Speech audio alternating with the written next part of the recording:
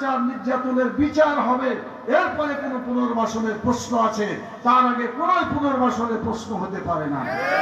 সংগ্রামী সাথী ও বন্ধুগণ, যে বাংলাদেশে আপনারা দেখেছেন আমরা কেয়ারটেকার সরকারের জন্য আন্দোলন করেছিলাম, মনে আছে আপনাদের? এই কেয়ারটেকার সরকারের উপকার কে ছিল? অধ্যাপক গোলাম আজম ভাষা সৈনিক, বাংলাদেশ জামাত ইসলামের সাবেক আমির ভাষা সৈনিক অধ্যাপক গোলাম আজম রাহিমাহুল্লাহ, তিনি এটা পেশ করেছিলেন।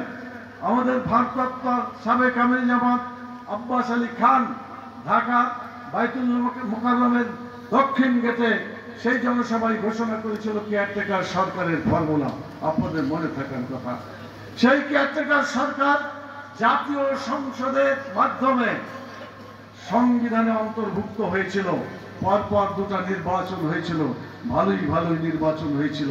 কিন্তু এই বর্তমান খুনি সরকার এবং পতিত সরকার তারা দেখলো যে যদি এতে ভাবে চলতে থাকে তাহলে বেশি দিন ক্ষমতায় থাকতে পারবে না, সেজন্য নির্বাচনকে তারা নির্বাসনে দিয়ে দিল।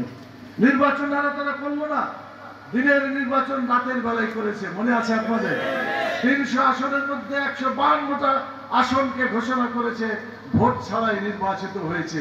ভোট ছাড়া যদি নির্বাচিত হয়, নির্বাচন দরকার আছে? 151টা হলেই তো সরকার গঠন হয়, তার থেকে বেশি তারা পেয়েছে বিনা ভোটে। অতএব বাংলাদেশের ভোটকে তারা শুধু নির্বাসনে দিয়েছে তাই নয়, বাংলাদেশের নির্বাচন ব্যবস্থাকে তারা হত্যা করেছে। তারা শুধু হত্যাই করে নাই, বাংলাদেশের গণতান্ত্রিক ব্যবস্থাকে দাফন পর্যন্ত করে বিদায় নিয়েছে বাংলাদেশ থেকে।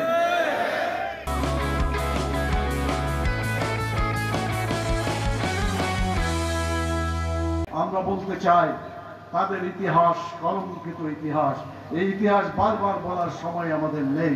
আমরা বলতে চাই জাতির শিক্ষা এখান থেকে নিতে হবে। জালেম যারাই হোক না কেন, যত বড়ই হোক না কেন, যত পৃষ্ঠপোষকতা তাদের পিছনে থাক না কেন, জালেমকে পরাজিত হতেই হবে, মজলুমরা বিজয়ী হবেই হবে ইনশাআল্লাহ।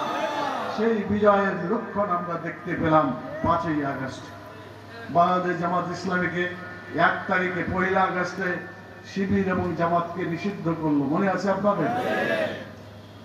1 তারিখে নিষিদ্ধ করে সেদিনেই প্রকারান্তরে বাংলাদেশ থেকে আওয়ামী লীগ নিষিদ্ধ হয়ে গিয়েছিল। যার ফলশ্রুতি আমরা দেখলাম 5 তারিখে কিছু না বলে, কাউকে না জানিয়ে চোরের মতো প্রধানমন্ত্রী দেশ থেকে পালিয়ে গেল। এবং শুধু তাই না, তাদের নিজের লোকগুলাকে বলে যেতে পারলো না। এর অর্থ হচ্ছে যে তারা সত্যিকার যদি মানুষকে ভালোবাসতো, দলকে ভালোবাসতো, দেশকে ভালোবাসতো, এভাবে পালাতে পারতো না। কথা ঠিক কিনা? আচ্ছা, শুধু ও তো পালাইলো, এখন বিভিন্ন স্কুল কলেজ বিশ্ববিদ্যালয় এবং বিভিন্ন প্রশাসনে, বিচারক, পুলিশ, প্রশাসন, র্যাব, আপনি যেদিকে তাকাবেন অনেক লোক, এখনো প্রায় 200 মতো পুলিশ অফিসার ফিরে আসে নাই বলে আমরা খবর পাচ্ছি। তো যারা পালিয়ে গেল, এরা কি নিজেই পালায় না, অপরাধ করেছিল সেজন্য পালায় না? ওরা জানে তারা যদি থাকতো তাহলে এখানকার জনগণ তাদেরকে এভাবে থাকতে দিত না, সেজন্য অপরাধী লোকেরা পালায় গেছে। অপরাধ করলেই পালায় যায়। জাতীয়ভাবে আওয়ামী লীগের লোকেরা অপরাধী হিসাবে সাব্যস্ত হয়েছে, এই জন্য তারা প্রকাশ্যে চলাফেরা করতে পারছে না। আমরা পরিষ্কার বলতে চাই, সকল মানুষের অধিকার আমরা স্বীকৃতি দিতে চাই, কিন্তু যারা অন্যায় করবে, জুলুম করবে, মানুষকে খুন করবে, গুম করবে, আয়না ঘর থেকে অত্যাচার নির্যাতন যত করছে, চুরি করবে, ডাকাতি করবে, এইগুলা কি বিচার হওয়া ছাড়া তাদের পুনর্বাসিত হওয়ার কোনো সুযোগ আছে? আমরা স্পষ্ট বলতে চাই উপদেষ্টা, প্রধান উপদেষ্টাকে, আওয়ামী লীগ আসতে পারে, তাদের বিচার হবে, তারপরে বাংলাদেশে তাদের বিচার তাদেরকে করতে দেওয়া যাবে না। বিচার হওয়ার আগে কোনো কাজই তাদেরকে করতে দেওয়ার সুযোগ বাংলাদেশে আছে বলে দেশের জনগণ মনে করে না। সেজন্য আমরা সকল অপরাধের বিচার চাই। অন্যায়ভাবে আমাদের জাতীয় নেতৃবৃন্দকে হত্যা করেছে তার আমরা বিচার চাই। জুডিশিয়াল কিলিং এর মাধ্যমে যা করেছে সেটারও আমরা বিচার চাই। আমরা বিচার চাই প্রত্যেকটা মানুষ আজকে অবহেলিত হয়ে, বিশেষ করে বিচারালয়ে যারা গেছেন, আপনাদের মনে আছে যেভাবে তারা আদালতের দাঁড়ে দাঁড়ে ঘুরেছে কষ্টের মাধ্যমে, গায়েবী মামলার নাম কি আপনারা শুনেছিলেন আগে? আগে কি শুনেছিলেন? এই গায়েবী মামলা তাদের আমলে আসছে। পুরুষের উপরে গায়েবী মামলা, মহিলাদের উপরে কোনো জায়গায় বাদ তারা রাখে নাই। সব জায়গায় তারা এই ধরনের অত্যাচার নির্যাতন করেছে। অতএব অত্যাচার নির্যাতনের বিচার হবে, এরপরে কোনো পুনর্বাসনের প্রশ্ন আছে, তার আগে কোনো পুনর্বাসনের প্রশ্ন হতে পারে না। সংগ্রামী সাথী ও বন্ধুগণ, কথা ঠিক কিনা বলেন? শুধু তাই নয়, চুরি করেছিল তারা। চুরি করছে এমন ভাবে শেষ পর্যন্ত 7 কোটি মানুষের জন্য 7.5 কোটি কম্বল এনেছিল মরহুম শেখ মুজিবুর রহমান। আপনারা শুনেছেন ইতিহাস। 7.5 কোটি কম্বল যদি 7 কোটি হয়, ভাগে একটা করে পাওয়া যাবে না? তারপরেও তো কিছু বাকি থাকবে।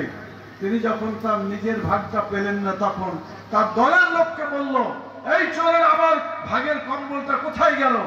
7.5 কোটি কম্বল আনলাম 7 কোটি মানুষের জন্য, তারপরে চুরি এমন ভাবে করলা আমার ভাগটা পর্যন্ত দিল না তোমরা।